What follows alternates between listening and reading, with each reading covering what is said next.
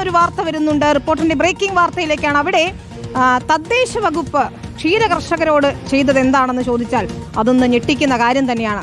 വിജനമായ സ്ഥലത്ത് പാറപ്പുറത്ത് കുറച്ച് ചാണകം ഉണക്കാനിട്ടു. അതിനാകട്ടെ ഈ ഉദ്യോഗസ്ഥർ പിഴ ഈടാക്കിയിരിക്കുകയാണ്. ചക്കുവള്ളം പഞ്ചായത്താണ് നോട്ടീസ് പോലും നൽകാതെ ഫൈൻ ഈടാക്കിയത്. വർഷങ്ങളായി ചാണകം ഉണക്കുന്നത് ഇതേ പാറപ്പുറത്താണെന്നാണ് കർഷകർ പറയുന്നത്. ജില്ലാ എൻഫോഴ്സ്മെന്റ് സ്ക്വാഡിന്റെ നിർദ്ദേശപ്രകാരമാണ് നടപടിയെന്നാണ് പഞ്ചായത്ത് ഇപ്പോൾ വിശദീകരിക്കുന്നത്.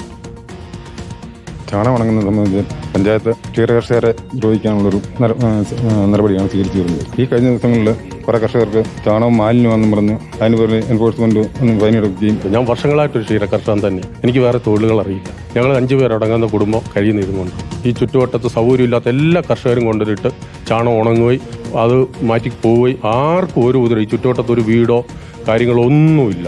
രേഖാമൂലം ഒന്നും ഞങ്ങളെ അറിയിച്ചിട്ടില്ല. ചാണക മാലിന്യം പൊതുസ്ഥലത്തിട്ടും അത് മാറ്റി കൊടുക്കണം. 24 മണിക്കൂറിനുള്ളിൽ ചാണകം മാറ്റി 15 ദിവസത്തിനുള്ളിൽ 10,000 രൂപ അടച്ചിരിക്കണമെന്നും പറഞ്ഞാണ് കത്ത്.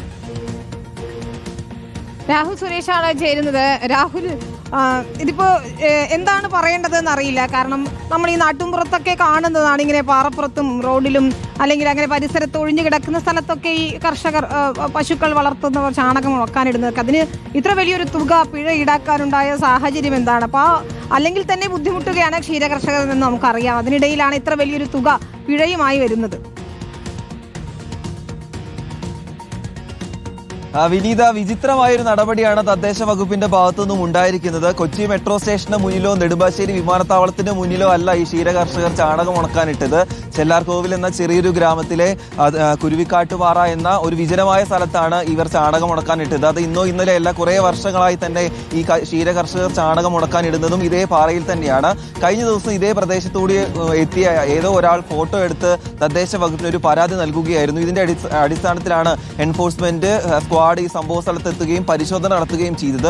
അതേ തുടർന്നാണ് ചക്കുവള്ളം പഞ്ചായത്തിനോട് ഇതിൽ നടപടി സ്വീകരിക്കാൻ പറഞ്ഞത്. ഇത് കേട്ട പാടി കേൾക്കാത്ത പാടി ചക്കുവള്ളം പഞ്ചായത്ത് ആണെങ്കിൽ 10,000 രൂപ ഫൈൻ ഈടാക്കുകയും ചെയ്തു. അതുകൂടാതെ ഈ ചാണകം ഇവിടെ നിന്ന് മാറ്റണമെന്ന നോട്ടീസ് നൽകുകയും ചെയ്തു. എന്നാൽ ഇതേ സംഭവം വിവിധ പഞ്ചായത്തുകളിൽ നിലനിൽക്കുകയും ചെയ്യുന്നുണ്ട്. ആ പഞ്ചായത്തുകളെല്ലാം നോട്ടീസ് നൽകി 30 ദിവസത്തിനുള്ളിൽ ഈ ചാണകം ഈ സംഭവ സ്ഥലത്ത് നിന്ന് മാറ്റണമെന്നാണ് ആവശ്യപ്പെടുന്നത്.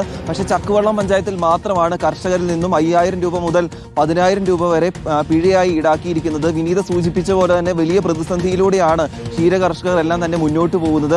സാധനങ്ങൾക്കൊക്കെ വില കൂടുകയാണ്. എന്നാൽ ആവശ്യത്തിന് വില പാലിന് ലഭിക്കുന്നില്ല എന്ന പരാതി കർഷകർക്ക് തന്നെ ഉന്നയിക്കുകയും ചെയ്യുന്നുണ്ട്. അതിനിടയിലാണ് ഈ നടപടി. എന്താണെങ്കിൽ ഈ നടപടി പിൻവലിക്കണമെന്നൊരു ആവശ്യമാണ് ക്ഷീരകർഷകർ ഉന്നയിക്കുന്നത്. വിനീത, ശരി, ഏതായാലും മറ്റുള്ളവർക്ക് ബുദ്ധിമുട്ടുണ്ടാകാത്ത വിധത്തിൽ വേണം ചാണകം ഉണക്കാൻ എന്ന കാര്യത്തിൽ തർക്കമില്ല. പക്ഷെ ഒരു വാണിംഗ് ഒക്കെ കൊടുത്ത് അവരോട് മാറ്റാൻ ആവശ്യപ്പെടാമായിരുന്നു. അല്ലാതെ പെട്ടെന്ന് ഇത്ര വലിയ തുക പിഴയടച്ചാൽ എന്താണ് ചെയ്യുക കർഷകർ? അതാണ് രാഹുൽ സുരേഷ് ചോദിക്കുന്നത്. ഏതായാലും ആ നടപടി പിൻവലിക്കണമെന്ന ആവശ്യമാണ് വരുന്നത്.